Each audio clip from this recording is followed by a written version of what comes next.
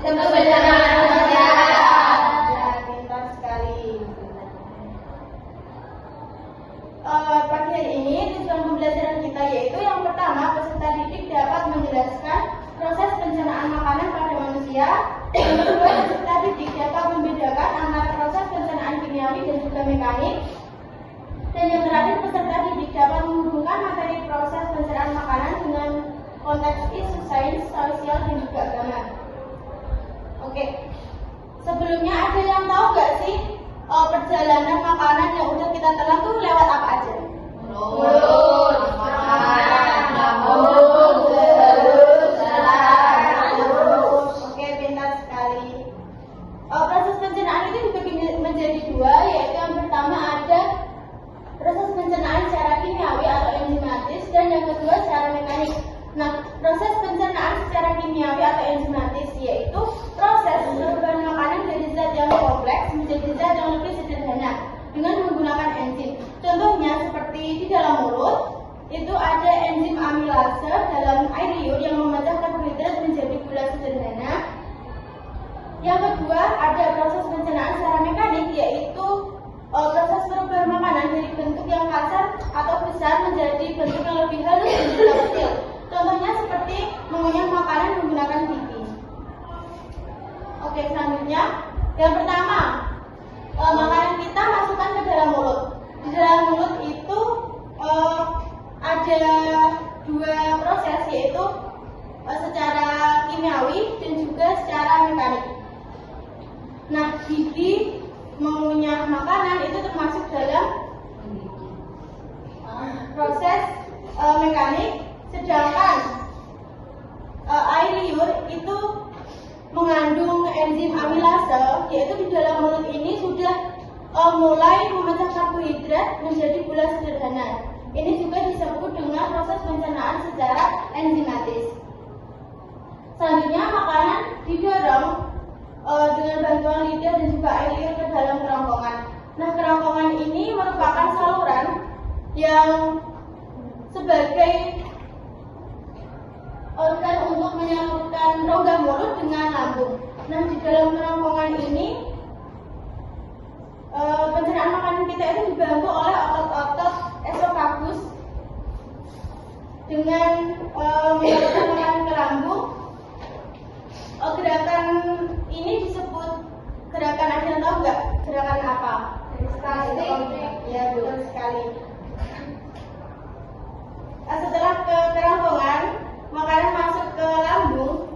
Di lambung ini, lambung menghasilkan asam lambung atau HCl dan juga enzim pencernaan seperti pepsin yang mengubah makanan menjadi lambung ini, lambung menghasilkan asam lambung atau HCl dan juga enzim pencernaan seperti pepsin yang mengubah makanan menjadi sesuatu yang lebih halus lagi. Di dalam lambung ini nanti makanan akan diteruskan ke usus halus. Nah, di dalam lambung juga itu dia berperan sebagai pencegah bakteri ataupun mikroorganisme yang berbahaya agar tubuh kita itu tidak terkena infeksi. Selanjutnya di usus halus. Nah, ini adalah tempat pencernaan utama di dalam sistem pencernaan, karena di dalam usus halus ini nanti nutrisi-nutrisi dari makanan kita akan diserap.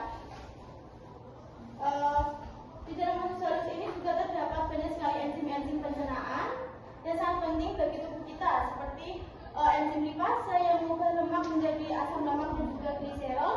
Ada amilase yang mengubah karbohidrat menjadi gula sederhana, dan juga ada enzim pepsin yang mengubah protein menjadi asam amino. Di dalam usus halus ini nanti nutrisi akan diserap oleh dinding usus dan akan disalurkan ke seluruh tubuh melalui darah. Selanjutnya ada usus besar. Usus besar ini sisa makanan yang tidak dicerna akan diserap air dan juga dipadatkan menjadi tinja atau feses. Jadi di usus besar ini feses akan disimpan sebelum dikeluarkan ke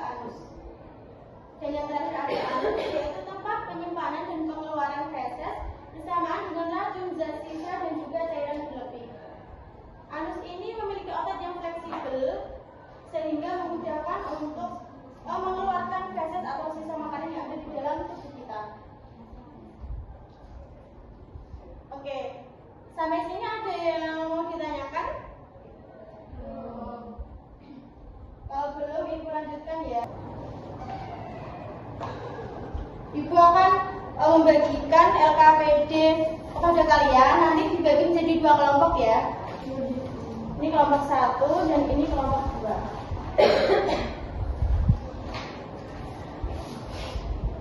Bisa dibaca terlebih dahulu LKPD-nya. Jika ada yang belum paham bisa ditanyakan.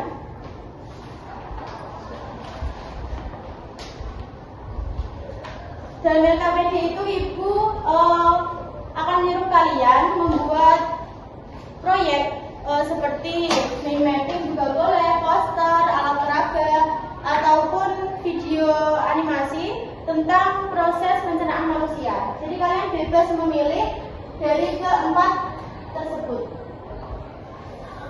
Kelompok 1 mau buat apa?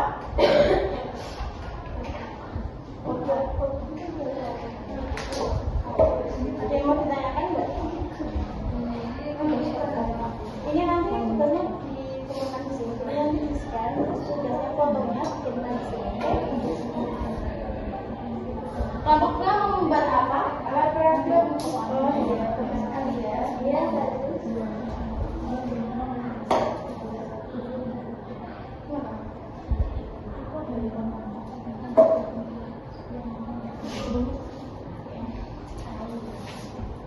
Nanti di akhir halaman LKPD-nya ada scan barcode. Nanti kalian scan untuk mengirimkan tugas kalian di sini ya.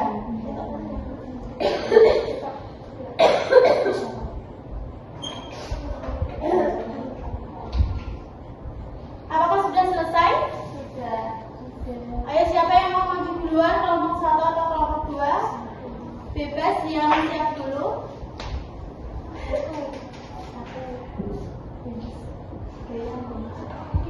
Siapa kelompok 1? Saya perwakilan dari kelompok 1 dengan proyek berupa mind mapping suku pop-up. Di sini ada sistem pencernaan manusia. Pencernaan mekanik dilakukan oleh gigi dan mendorong dan mengunyah makanan menjadi bahan lebih kecil, sedangkan lidah membantu mengatur proses makanan dan mendorongnya saat menelan. Pencernaan kimiawi terjadi dengan bantuan air liur yang mengandung enzim amilase yang mulai memecah karbohidrat menjadi gula sederhana. Air liur juga membantu melembabkan makanan agar lebih mudah ditelan dan dicerna. Selanjutnya yaitu menuju ke kerongkongan. Nah, di kerongkongan ini tuh berfungsi sebagai saluran yang menghubungkan rongga mulut dengan lambung. Proses pencernaan makanan di kerongkongan ini dilakukan dengan adanya kontraksi otot-otot yang disebut dengan gerak peristaltik. Setelah itu menuju ke lambung. Di dalam lambung ini memproduksi yang namanya asam lambung atau HCl dan enzim pencernaan seperti pepsid untuk memecah makanan menjadi bagian lebih kecil. Proses ini membantu pencernaan protein dan mempersiapkan makanan untuk tahap selanjutnya. Setelah dicerna, makanan akan dipindahkan ke usus halus untuk diserap oleh tubuh. Selain itu, lambung juga berfungsi sebagai penghalang terhadap bakteri dan mikroorganisme. Setelah itu menuju ke hati dan empedu. Di dalam hati itu sangat penting bagi pencernaan karena berperan dalam memproduksi dan menyerap empedu yang membantu pencernaan lemak. Selain itu, hati juga berfungsi dalam metabolisme karbohidrat. Kemudian setelah itu menuju ke usus halus yang berfungsi untuk menyerap nutrisi dari makanan yang telah dicerna. Di dalam usus halus terdapat enzim pencernaan yang sangat penting seperti lipase, amilase, serta pepsid. Proses ini memungkinkan tubuh untuk menyerap nutrisi dari makanan secara optimal. Setelah itu menuju ke usus besar.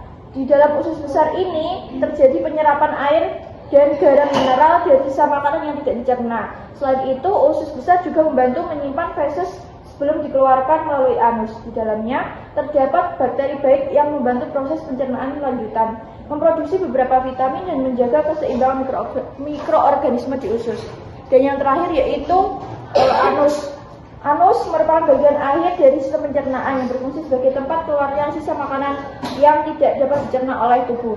Anus memiliki otot yang kuat dan fleksibel yang berperan dan dalam mengontrol proses pengeluaran feses. Fungsi ini sangat penting untuk menjaga kelancaran sistem pencernaan serta kebersihan dan kesehatan tubuh secara keseluruhan. Terima kasih. Sekian dari kelompok kami. Terima kasih kelompok 1 ya. Beri tepuk tangan sekali lagi untuk kelompok 1. Oke, bagus sekali ya ini. Ada yang mau nanya nggak kenapa ada organ hati dan juga empedu di sini? Kenapa? Hati dan juga empedu ini ibu tambahi ya. Berarti hati dan juga empedu ini sangat penting bagi sistem pencernaan. Memang makanan yang kita telan itu tidak melewati langsung hati dan juga empedu, tapi dia itu berperan sangat penting bagi tubuh untuk membantu proses pencernaan dalam tubuh kita. Terima kasih Mbak Dennis, bisa kembali ke tempat. Oke, selanjutnya dari kelompok 2 silakan.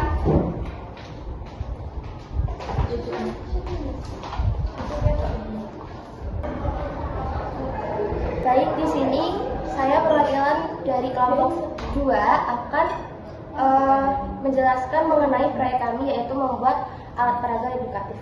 Di sini namanya tabung pencernaan. Nah, ketika kita makan apel ataupun makanan, di sini akan dikunyah dan dihaluskan oleh gigi dan dibantu dengan enzim amilase. Kemudian setelah itu dia akan menuju ke kerongkongan, lalu akan menuju ke lambung. Di lambung ini akan dibantu oleh asam lambung untuk bisa menjadi lebih halus. Kemudian dia akan menuju ke usus halus. Di usus halus dia akan diserap nutrisinya. Nah, sisa-sisa makanan tadi itu akan menuju ke usus besar. Kemudian di usus besar lalu menuju ke anus. Di anus ini sisa makanan tadi akan dikeluarkan dalam bentuk feses. Terima kasih.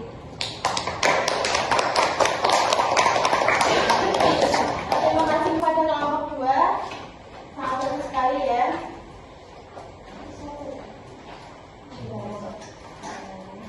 Oke, selanjutnya Ibu mau kasih penilaian mandiri.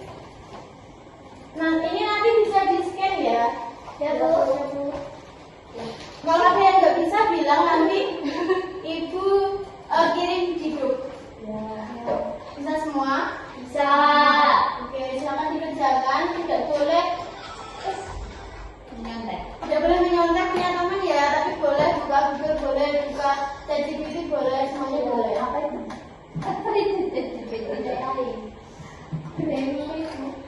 Ibu baca waktu 3 menit cukup ya?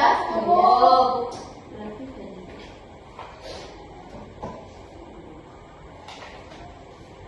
Sudah? Sudah. Oke. Sudah paham semua apa yang kita pelajari pada materi sistem pencernaan manusia pagi hari ini? Ada yang bisa menyimpulkan? Ya udah, kalau nggak ada kita simpulin bareng-bareng ya. Iya. Oke. Tadi sistem pencernaan dibagi menjadi proses sistem pencernaan dibagi menjadi berapa? 2. Yang pertama, dan yang kedua, selanjutnya proses makanan yang kita telan itu melewati organ apa aja? Mulut, ya, makanan, terus mulut, usus halus, usus besar. Oke, pintar sekali. Oke, kita tadi kan udah belajar tentang sistem pencernaan kita. Dapat kita lihat kan, sungguh masya Allah sekali, Allah memberikan kita organ yang berfungsi dengan baik. Jadi itu kita harus selalu mensyukurinya dengan apa? Contohnya menjaga pola makan, olahraga teratur, hidup sehat, dan juga apa lagi tidak sama? Tadi sudah ya, apalagi jangan sering makan fast food ya. Ya, jangan sering makan seblak, pentol, geprek, masyarakat kita untuk menjaga makanan seperti yang sudah tertera pada Quran surat Abasa ayat 24 yang artinya maka hendaklah manusia memperhatikan makanannya. Jadi kita tuh harus senantiasa hidup sehat, menjaga pola makan kita agar sistem pencernaan kita bisa berfungsi dengan baik. Kita menjaga pola makan, hidup sehat, terus juga makan makanan yang bersih dan bergizi itu termasuk sikap kita dalam mensyukuri nikmat Allah, mensyukuri apa yang sudah diberikan Allah kepada kita semua. Oke, sepertinya cukup sampai di sini. Habis ini ada pelajaran lagi. Ada. Oke. Biar kita nggak suntuk, biar semangat lagi, kita tepuk wow dulu ya. Ya.